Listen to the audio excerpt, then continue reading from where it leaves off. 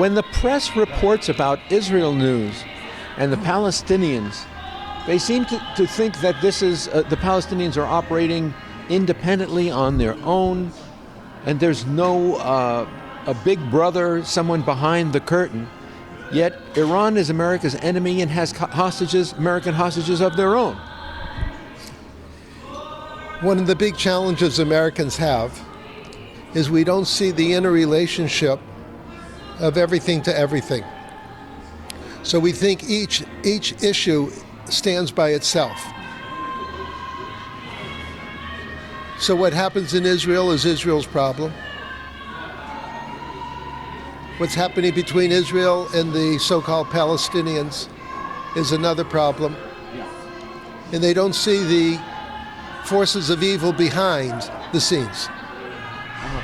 Who's behind the Palestinian-Israeli, what we call, it's really the Islamist Jewish problem, isn't it?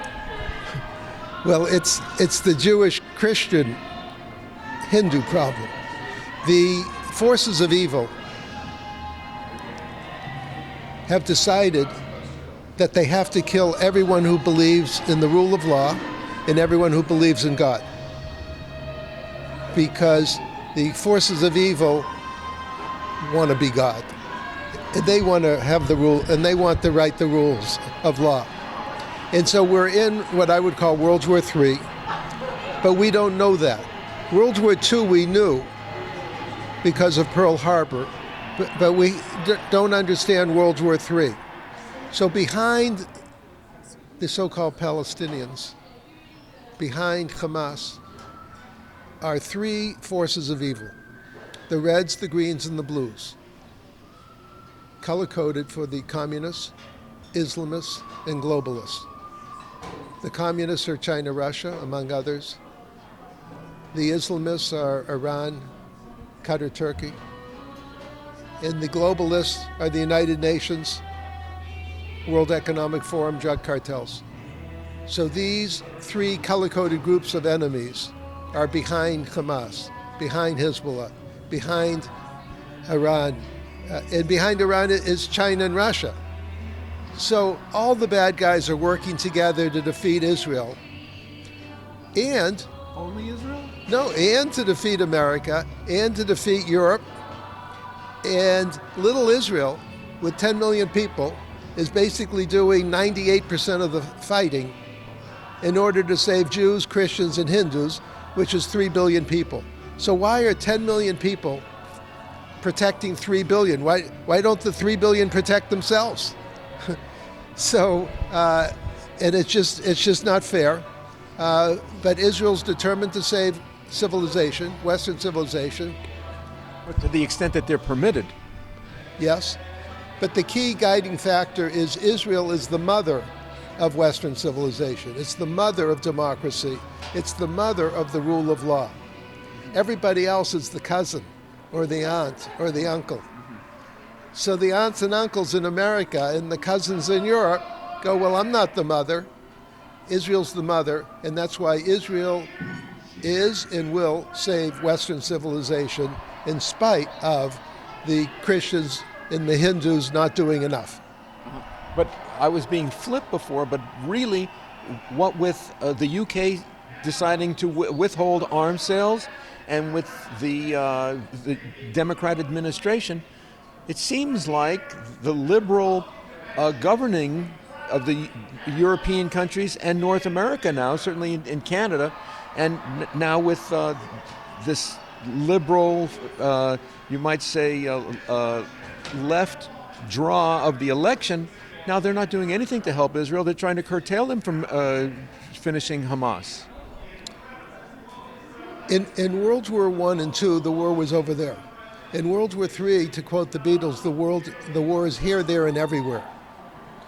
So England has been taken over by the Reds, the Greens, and the Blues. So the Reds, the Greens, and the Blues, just because the map says China's over there and Russia's over there and Iran's over there, doesn't mean they're not here. So the rogue government in the UK is part of the Reds, the Greens, and the Blues. And they're trying to destroy the country They were elected under false premises. They never told people that if you elect me, we're going to declare war on the 90% of the people who are Christian. And so that's why England's in a mess, and America's in a mess, but we're going to get out of our mess, and then we're going to have to save England from the Brits. Well, how can America get out of a mess if we can't even get past this election that in 2020 had lots of irregularities, voting and tabulation irregularities, which they haven't cleared up for 2024? Well, on November 5th, come hell or high water, we're going to get out of the mess that we're in, because the Reds, the Greens, and the Blues took over Washington. Okay, we have to throw them out. After we throw them out, we're going to have to help our friends like Canada and England throw out their Reds and Greens and Blues in order to make the world safe for democracy, because the democracies are being taken over by the bad guys. And America and Israel are going to end up saving democracy. How much confidence do you have in the tabulation integrity? Well, I have no confidence in the tabulation integrity, but I think Trump said it well a few months ago publicly. He said, we have to get 60% of the vote because they can't steal that away from us. I think that was the correct statement, and we're just going to have to show up in droves so that they can't steal the election again. Because there aren't that many non-citizens and dead people or off-the-roll voters' names that they can't stuff more than 10% difference? Well, there's around roughly 3 to 7 swing states, depending on who you talk to. Let's just pretend it's 5 swing states. But they're up in the north. And so the question is there enough illegals in Michigan, Wisconsin, Pennsylvania to flip those elections? Because that's where the battle ground is. And we're going to find out. And that's why the border is open, because the Democrats, which I call the Reds, the Greens, and the Blues, are bringing in all the illegals so that they can illegally vote. And if the illegals illegally vote, it'll be our last election. In other words, if the Democrats, the Reds, the Greens, and the Blues stay in power, they're never going to give up power again. How is it that the enemy of the Republicans, the enemies of the Jewish state, they seem to have their own news that has convinced them of what reality is, and that the Republicans, conservatives, Zionists, and Israelis are bad and deserving of opprobrium? You know, one of the things that makes life so difficult now is the forces of evil are so sophisticated and so capable they can flip reality. So they can flip good and evil. So that even though they are evil, they play offense 100% of the time, and they accuse the forces of good of doing exactly what they are doing. And half the people think that the Republicans are opposed to democracy, opposed to life, liberty, and pursuit of happiness. And it's a fabrication, but half the people believe in it. And so I have an expression that the forces of evil are good at being evil. The forces of good are bad at being good. And so we have to close the gap. The forces of good have to be much better at being good to close the gap with the forces of evil who are so good at being evil. But if the mainstream press, and particularly the broadcast news media, are biased Democrats, whether they're individually biased or collectively at a given TV station or news network, Associated Press, how can the good people overcome what the public's seeing on television? Well, it requires a population to be educated. Because there's so many sources of information, you can educate yourself, but you have to work at it. Most people have to work at their work or work at the family. People do. Yeah, they can't spend. I spend 3 days a week educating myself as to what's going on. Not many people can do that, and so. But the people, even though they might not be able to articulate the problem and put their finger on it, they can sense the problem. And so I think what's going to happen is reminiscent of a movie I watched 40 years ago called Network. Many people have forgotten about it, but there was a famous scene when the network announcer was so angry, he yelled out the window, "I'm as mad as hell and I'm not going to take it anymore."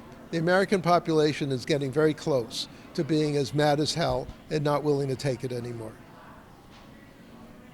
Do you think if the election seems to come out fishy after election night or after election week, that they have to count mail-in or provisional ballots, you think if the Republicans are not satisfied that it's honest, that they're organized enough to do more than fall into another January 6th trap?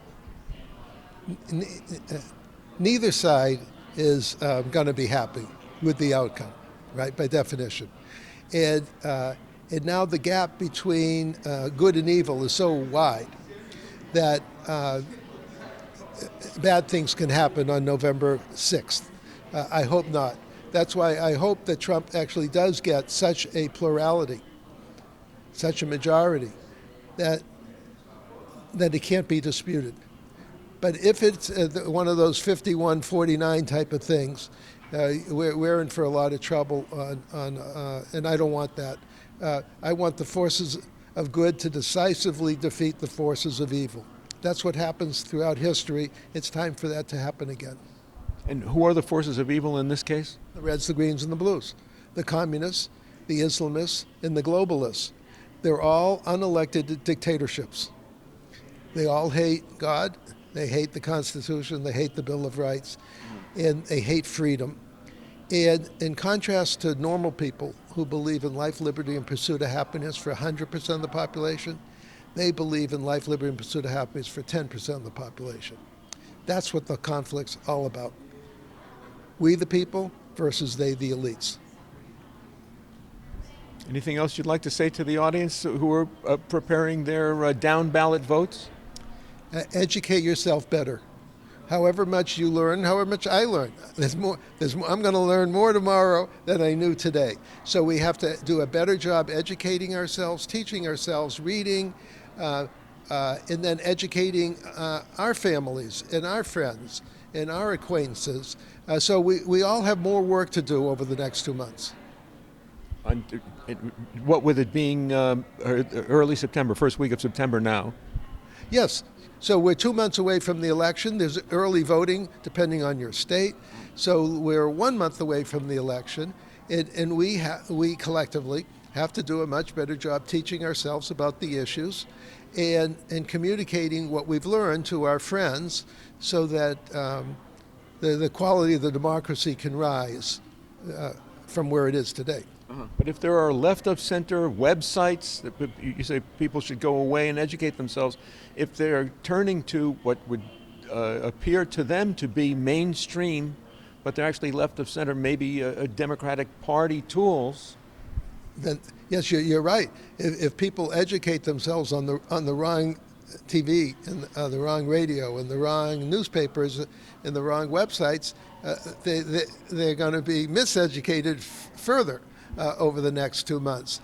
You're right. So the forces of good particularly have to step up their game so that people can hear more clearly. But look, the fight between good and evil has been going on since the beginning of mankind. This is nothing new. This is just our challenge for our generation. But the forces of good are going to win, and we have to work hard to make sure that happens. Thank you very much.